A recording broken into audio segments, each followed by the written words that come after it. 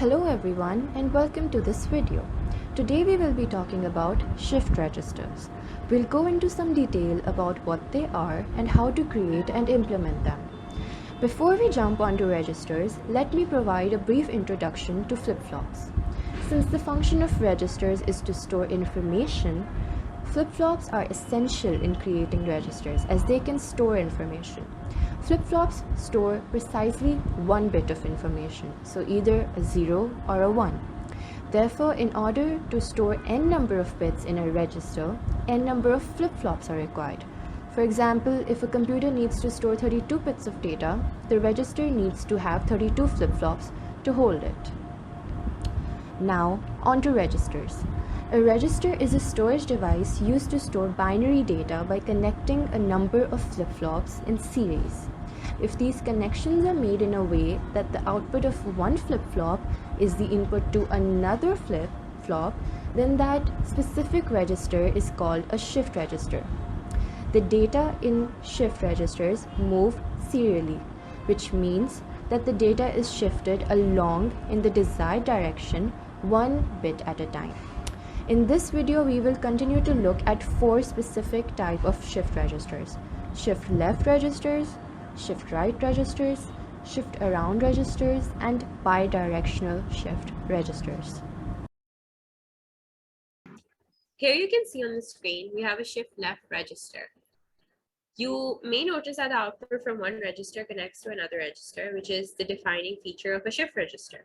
We've created 3 shift registers, one for storing 3 bits of data, another for storing 4 bits of data, and the final one for storing 5 bits of data using 3, 4, and 5 flip-flops respectively.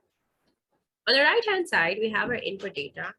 As we pulse the flip-flops using the clock, the input data is shifted left into the least significant bit of the register.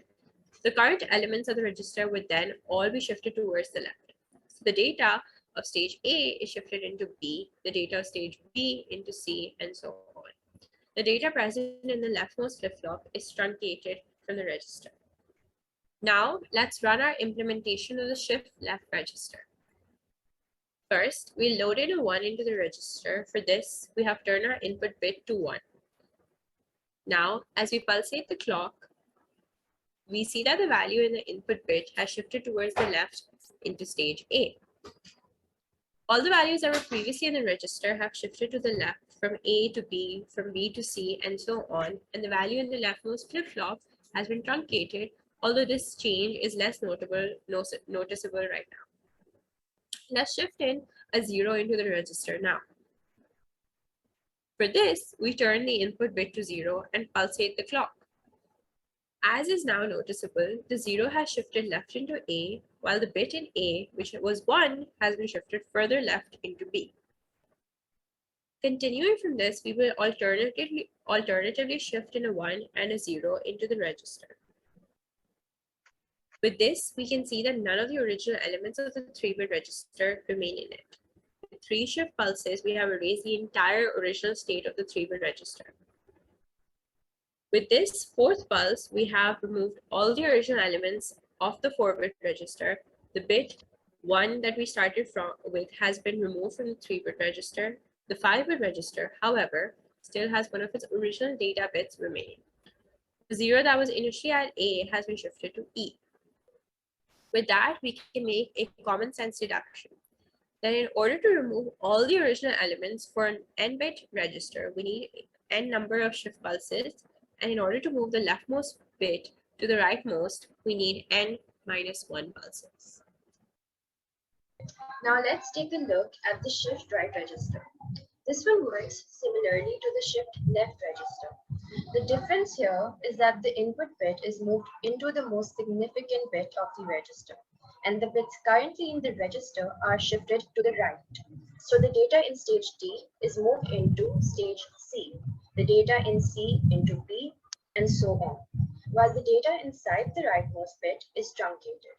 Since the rest of the logic of the shift right register is the same as the shift left register, let's run 4 shift pulses in our implementation. This time, we'll steadily load in 1s to the register.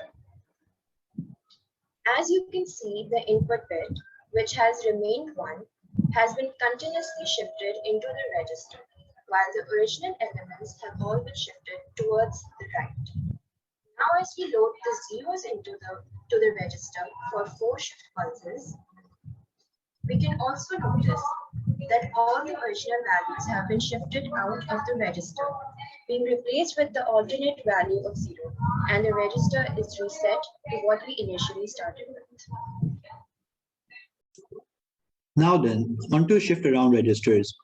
As may catch your attention, the shift around register is made up of the JK flip-flops, while the previous ones were made out of the D flip-flops.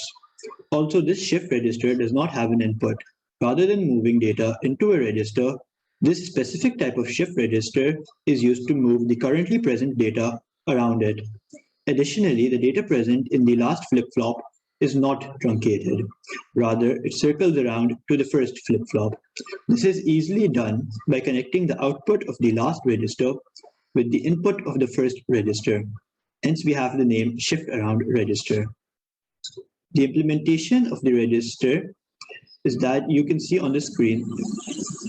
With this implementation, we are shifting the data towards the right.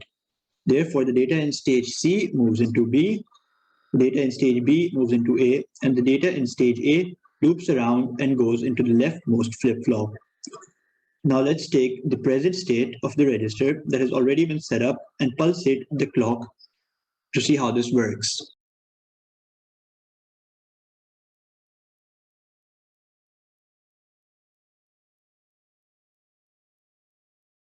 When we pulsate the clock, we can see that all the data has been shifted towards the right as explained before, while the data in stage A has gone into the leftmost flip-flop.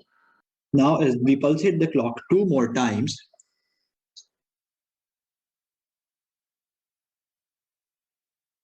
we see that we have reached the initial state of the 3-bit register. As we pulsate the clock a 4th time, we have come back to the initial state of the 4-bit register.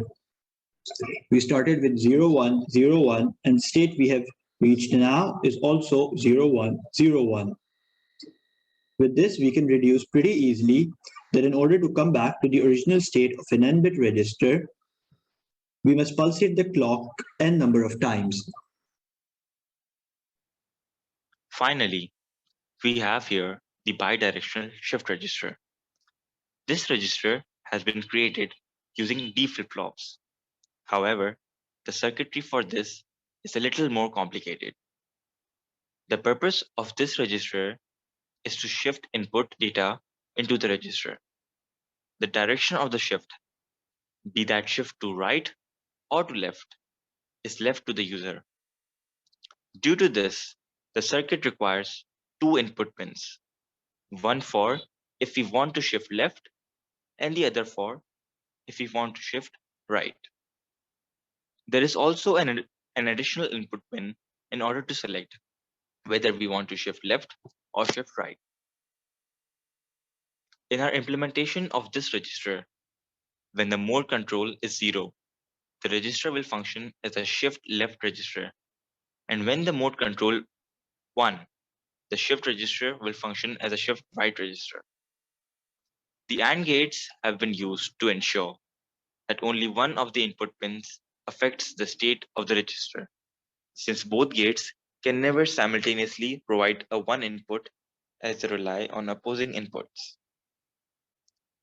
As you can see, when the mode control is 0, the rightmost AND gate outputs 1, and the leftmost AND gate outputs 0. When mode control is 1, the leftmost AND gate outputs 1, and the rightmost AND gate outputs 0.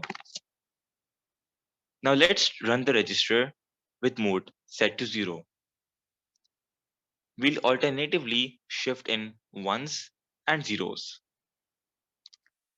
As you can see, the bits in the rightmost input pin have been shifted into the register at stage A, while the bits that were previously present in the register have been shifted towards their respective left flip-flop. You may also notice that the state of the left input pin has had no effect on any of the flip-flops. And with two more pulses of the clock with alternative inputs at the SL input pin, we have shifted two more bits to the left. Using the same input procedure as we did for the shift left register, we have arrived at the same state in 4 clock pulses, as we did when we pulsed the normal shift left register 4 times. Now, as we set our mode control to 1, this register will act exactly like a shift right register. Now, as we load in a 0 to the register, we have shifted the input bit into the most significant bit, which is stage D, while the data present in the previous stage of the register has been shifted towards the right. Pulsating the circuit 3 more times, for a total of 4 times, we have continuously shifted the bits towards their respective right flip-flop. As you can see, the register now acted the same as the shift right register we saw before, with the original values being shifted out of the register and the register resetting to the original state we started out with. And this was all about shift registers. We hope it's been helpful. Don't forget to drink water, drive the speed limit, and love one another. Goodbye.